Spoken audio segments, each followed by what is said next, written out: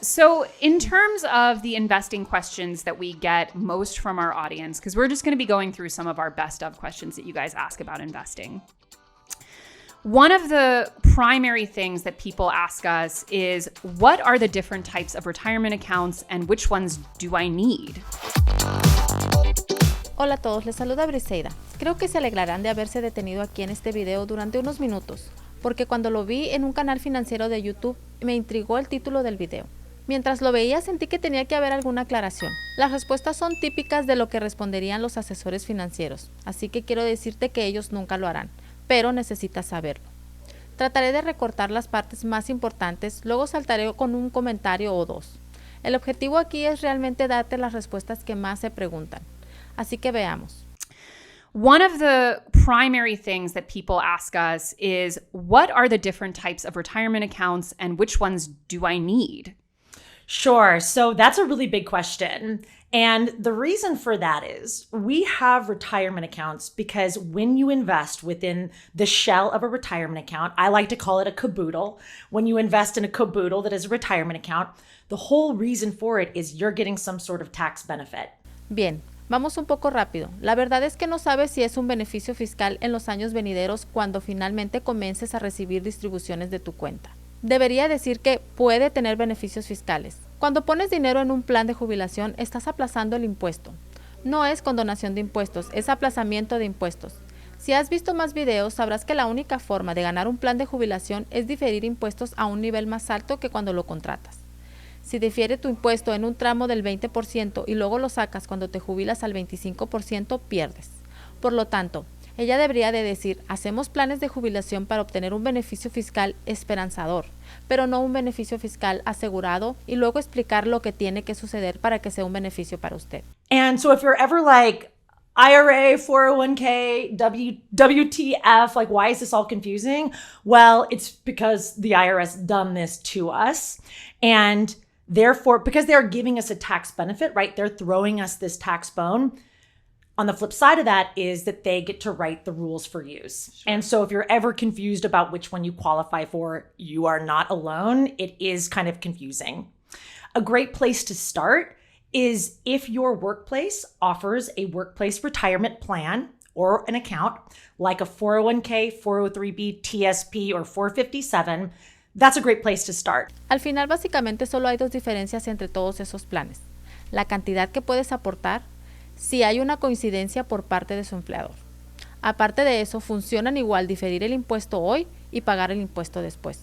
La mayoría se colocará en planes que son fondos mutuos. A menudo, sus opciones son una familia de fondos. Tú asumes todo el riesgo y no hay pisos ni garantías. If you are somebody that does not have a workplace retirement account, that's okay. You can open up one yourself. A really great starter account for a lot of people is a Roth IRA. And in fact, hot tip, if you have a 401k through work or if you have a workplace retirement plan, you might also be able to use a Roth IRA. La cuenta Roth IRA es la única cuenta que no tiene impuestos diferidos. Pagarás el impuesto sobre la cantidad que pongas, pero el beneficio es que nunca pagarás impuestos sobre el crecimiento o los ingresos. Esto puede ser enorme si planeas tener algo de éxito financiero. Entonces, si tomas ingresos en una categoría impositiva más alta, no importa, no se le cobrarán impuestos sobre las distribuciones. La desventaja de un Roth son los límites de contribución muy bajos. Sin embargo, puedes convertir los planes 401k e IRA en un Roth pagando el impuesto en el momento de la conversión. Es posible que hayas oído hablar de Mitt Romney. Se postuló a la presidencia hace años. De todos modos, tiene un estimado de 100 millones en su Roth IRA, lo que significa que nunca tendrá que pagar impuestos sobre el crecimiento o los ingresos. Lo que hizo fue bastante inteligente. Financió o tal vez incluso convirtió una cuenta de jubilación tradicional en su Roth. Luego compró negocios dentro de su Roth. A medida que crecían, su valor crecía, y ahora con todas las ganancias e ingresos de esos negocios, no se pagarán impuestos. Por lo tanto, si cree que su cuenta va a funcionar excepcionalmente bien, puede considerar la posibilidad de convertirla primero a un Roth. Y también hay formas de eliminar potencialmente los impuestos sobre la conversión. Pero eso es algo de lo que podemos hablar en función de su situación. Vayamos a la siguiente pregunta.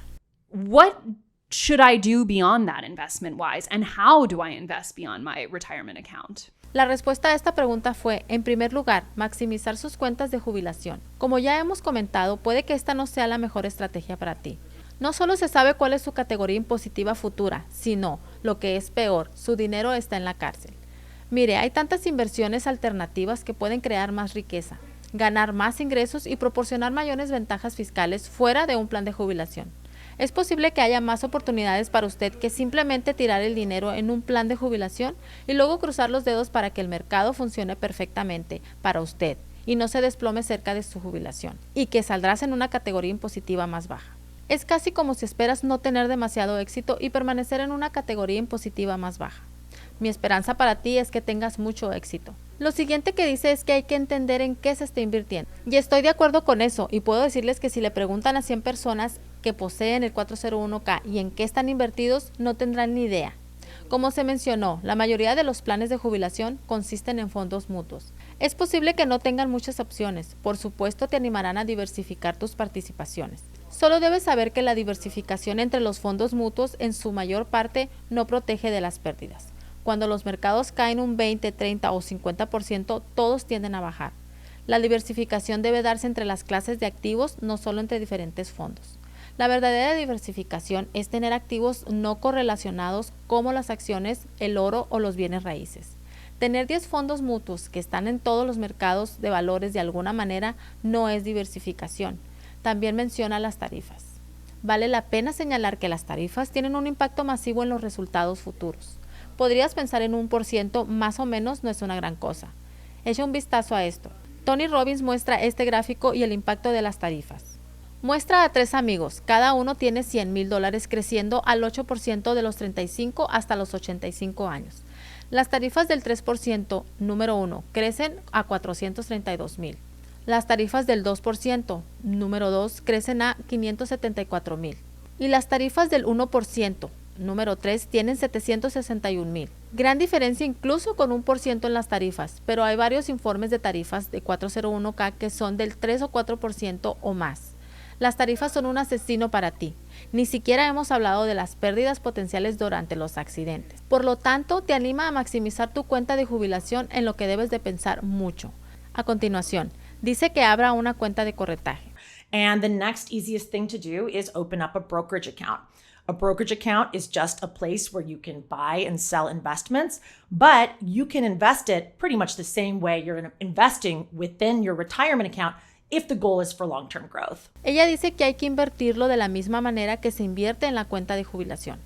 Por lo tanto, más fondos mutuos, más exposición al mercado de valores y más tarifas. ¿Y qué pasa con la diversificación? Puedo decirte que si estás maximizando tus cuentas de jubilación, es hora de buscar inversiones alternativas. Necesitas activos que produzcan ingresos y o le brinden las ventajas fiscales. Con el tiempo necesita reemplazar sus ingresos para jubilarse. Lamentablemente, los planes de jubilación no están configurados para obtener ingresos. Las oportunidades son amplias fuera de las cuentas de jubilación y, en mi opinión, muchas son más riesgosas, más productivas, generan más ingresos e incluso pueden eliminar impuestos, no solo diferirlos. Las oportunidades son amplias fuera de las cuentas de jubilación y, en mi opinión, muchas son menos riesgosas, más productivas, generan más ingresos e incluso pueden eliminar impuestos, no solo diferirlos. And what is the purpose of investing outside of retirement? Me sorprendió un poco esta pregunta. Debería de ser obvio. Más dinero trabajando para ti y más activos que estén produciendo ingresos, más flexibilidad en lo que puedes invertir. Más es mejor, así que sigamos adelante. Hay algunas preguntas más como esa que voy a omitir. Las siguientes preguntas son sobre bloqueos. So what would you say to a student who is afraid, well, what if I'm at retirement and the market's in a really bad place? How can I prepare for that? How can I help offset that? What should I do in those situations? Yeah, sure. So ideally, you're not in a situation where you're only invested in the stock market at the point in which you retire. And that's why we say that you shift into a more conservative strategy over time.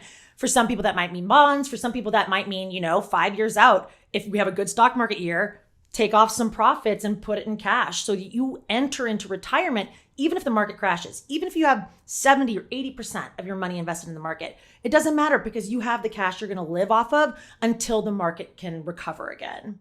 Got it. So really the key is just making sure that you're never totally beholden to the market. Yeah, especially if you're at that point.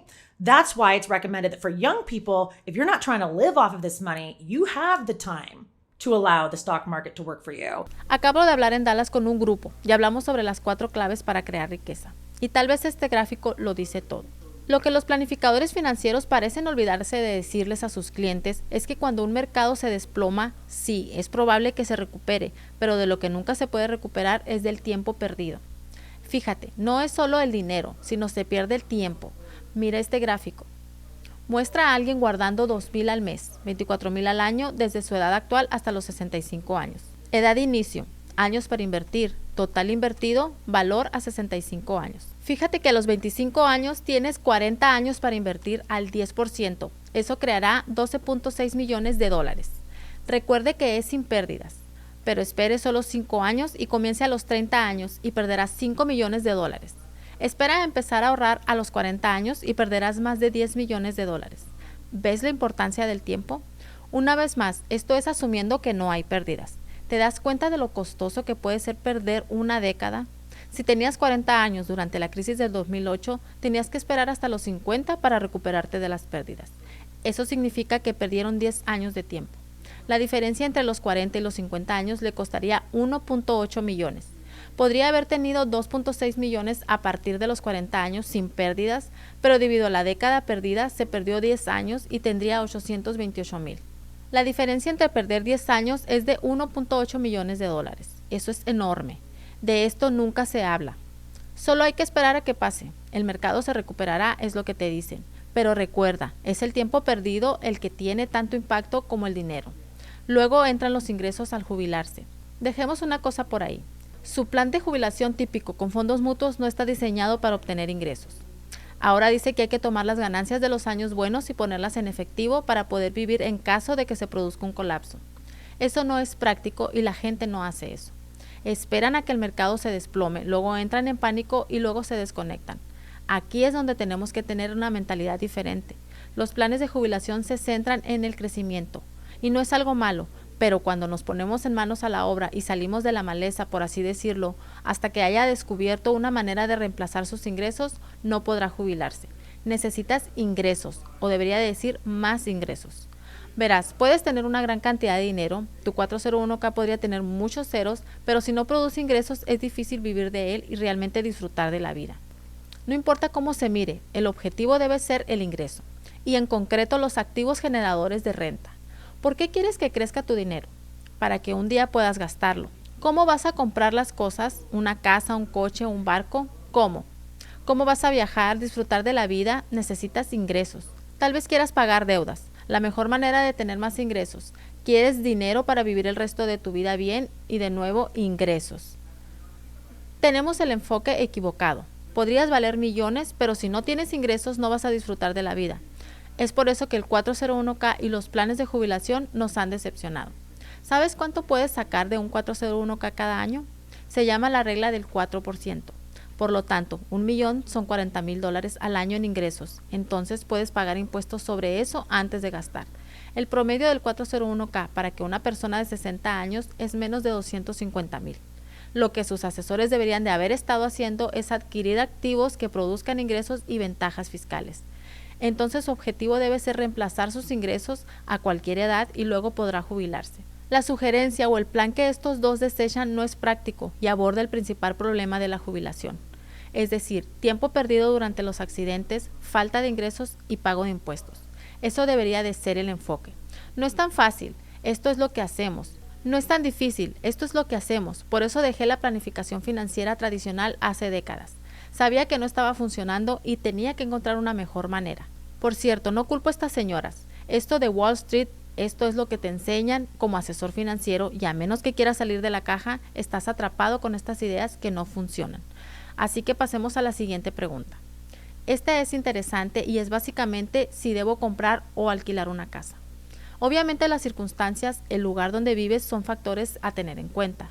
There is a level of emotion and nostalgia and all of these other factors that go into a home buying purchase that luckily investing is kind of free from. It's just the numbers. And in some ways, I think that can be liberating for people. Yeah, I absolutely love that. And I never want to tell somebody that they shouldn't buy a home, especially because we have seen it be such a powerful tool for intergenerational growth. Oh, yeah. And so that's something that, of course, not everybody has had access to in this country. And so I don't want to deter anybody from doing it. I just, it makes my teeth itch to think that somebody would have that be their only investment, because here's the thing. Only having a house and having nothing to live off of in retirement could destine you to poverty. Termina hablando de tener una casa como su única inversión. Y estoy de acuerdo, si es tu única inversión, estás en problemas. Sí, puedes ser pobre en casa. Si la mayor parte de su patrimonio neto está atado a sus palos y ladrillos, recuerde que las casas no producen ingresos. Es equidad muerta. Es por eso que se puede argumentar que no pague su casa. Esto es particularmente cierto si ha comprado su casa con una tasa de interés baja por debajo del 4%. Es posible que nunca vuelva a ver esa tasa. Por lo tanto, extienda sus pagos todo lo que pueda y tome su dinero extra y póngalo a trabajar para usted en activos que puedan producir ingresos. ¿Quieres ingresos? Y muchos. El problema con la planificación tradicional es que, aparte de la planificación, es tener su casa pagada lo antes posible y con seguridad para cuando se jubile. Sin embargo, deben concentrarse en generar ingresos.